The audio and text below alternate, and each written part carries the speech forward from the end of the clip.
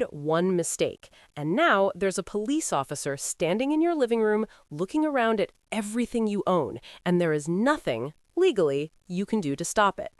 You let them in. And I know what you're thinking. You were just being polite. You didn't want to seem suspicious. They asked nicely, you stepped aside, and now here we are. And today, I'm going to tell you exactly how that happens, why it happens to good people every single day, and most importantly, the exact words that would have prevented the whole thing. Because here's the truth nobody tells you. The moment you say, come in, even casually, even just by stepping back from the door, you may have just handed law enforcement a legal key to your entire home. And once that door opens, it is very, very hard to close.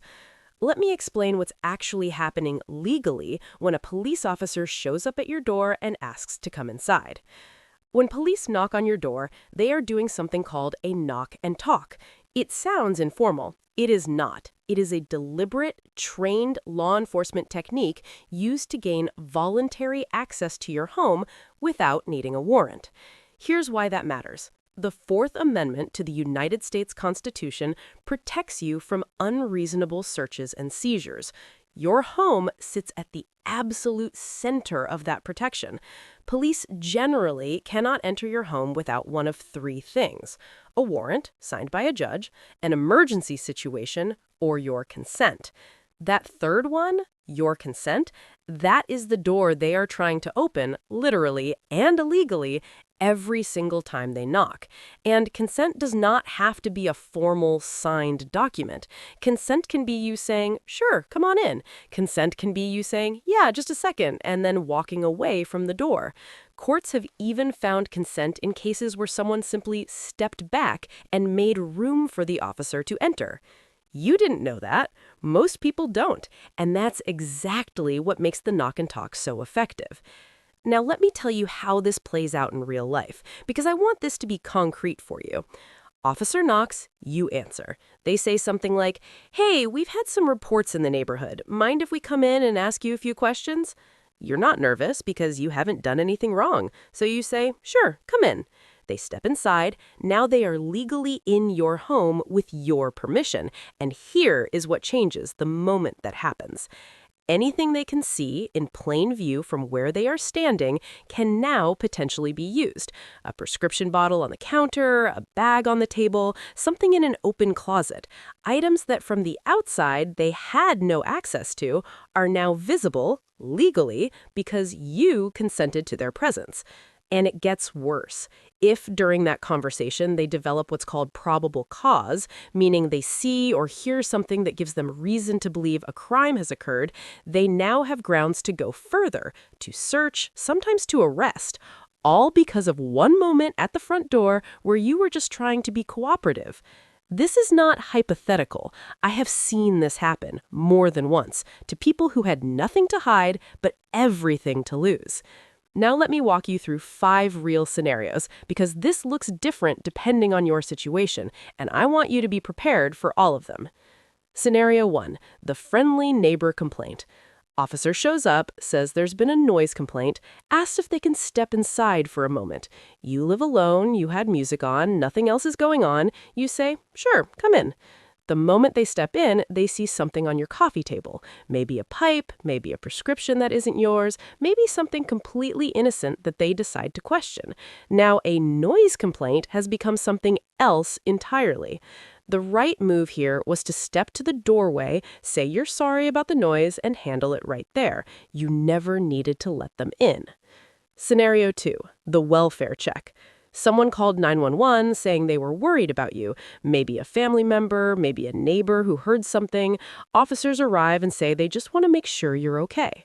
This one feels different because it seems like they're there to help you, and maybe they are, but a welfare check can turn into something else the moment they are inside your home and start observing. If you are okay, say so. Step to the door, show them you are fine, and handle it from there. You do not have to invite them in to prove you are safe. Scenario 3. They say your neighbor reported something stolen and they think it came from this block. They want to take a quick look around to rule you out. This is one of the most common setups I see. Rule you out sounds reasonable. It sounds like helping, but what they are actually asking for is consent to search your home without a warrant based on nothing more than a neighbor's report.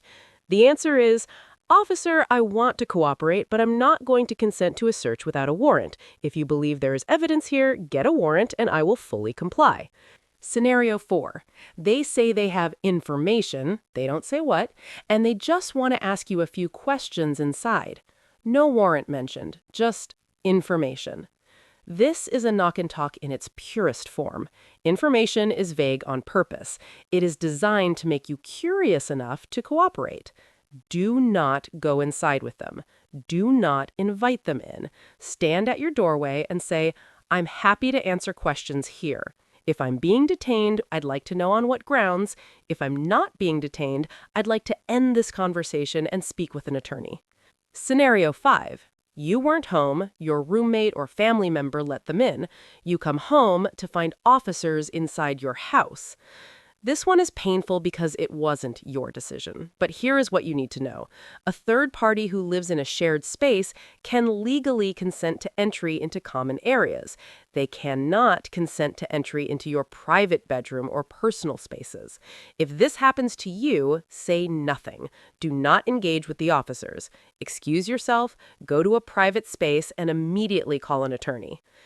Now let's talk about warrants, because a lot of people don't know there are different types, and they are not all the same. There are two main warrants you will encounter at your front door, a search warrant and an arrest warrant. They give police very different levels of authority, and you need to understand the difference. A search warrant means a judge has reviewed evidence and determined there is probable cause to believe that specific items related to a crime are located at your address. A search warrant must specify the location to be searched and the items being looked for. Police cannot use a search warrant for your house to search your car parked down the street. They cannot use it to search rooms not listed. The scope matters. If police present a search warrant, look at it. You have the right to read it. Check that your address is correct. Check that it is signed by a judge. Check what it authorizes them to search for. Then do not physically resist. Do not argue at the door. Your fight is in court, not in your hallway. But do not answer questions. Do not volunteer information. Call an attorney the moment you are able to. An arrest warrant means a judge has determined there is probable cause to believe you specifically have committed a crime. If police have an arrest warrant with your name on it, they can enter your home to find you. Resisting or running makes everything worse. Comply physically, but the moment you're in custody, say nothing except these words: I am invoking my right to remain silent and I want an attorney. That sentence stops the legal clock. Every word you say after an arrest without an attorney present is a potential problem. Every word you don't say cannot be used against you. There is also a third document that sometimes gets confused with a warrant: a subpoena. A subpoena is not a warrant. It does not give police the right to enter your home. If someone shows up with a subpoena, you are being asked to provide documents or testimony through a legal process, not submit to a search. Very different thing. Know the difference. Now I want to break this down state by state, because stop and identify laws, knock and talk rules, and consent standards are not identical across the country, and where you live matters. In Texas, Texas has a stop and identify statute, but it applies when you are lawfully detained in a public place. Inside your home, without detention and without a warrant, you are not required to identify yourself. The knock and talk is extremely common in Texas, and courts there have upheld it, but consent is still required for entry. In California has strong privacy protections under both the state constitution and the Fourth Amendment. Consent searches are common but heavily scrutinized. California courts have been relatively protective of home entry rights, and any evidence obtained from an unconsented entry faces serious suppression challenges. In Florida does not have a general stop and identify statute. Police can ask for your ID, but you are not legally required to provide it unless you are being detained. At your home, without a warrant or detention, you have the right to decline both identification and entry. In New York has robust Fourth Amendment protections, and courts there have been particularly skeptical of consent obtained under pressure. If an officer's conduct at your door was coercive, even subtly, a New York court may find that consent was not truly voluntary. In Illinois requires that any consent to search be knowing and voluntary. Courts there look at the totality of the circumstances, meaning how many officers were there, what was said, whether you felt free to refuse. The more pressure involved, the weaker the consent. In Georgia, Arizona, Nevada, and Colorado, all have stop and identify laws that apply in public detention situations. None of them require you to consent to home entry without a warrant. The distinction between public encounters and home encounters is critical in all of these states. The bottom line across every single state is this: your home gets the highest level of constitutional protection available. The specifics vary, but the principle does not. Know your state's laws. A link to a state-by-state resource guide is in the description below. Here's what I need you to take away from this video. The knock and talk is real. It is trained. It is used every single day across this country. And the only thing standing between a routine police visit and something that changes your life is whether or not you know what to say at your own front door. You now know. Do not consent to entry without a warrant. Stay inside, keep the door partially open, say, "I'm happy to cooperate, but I'm not consenting to entry without a warrant."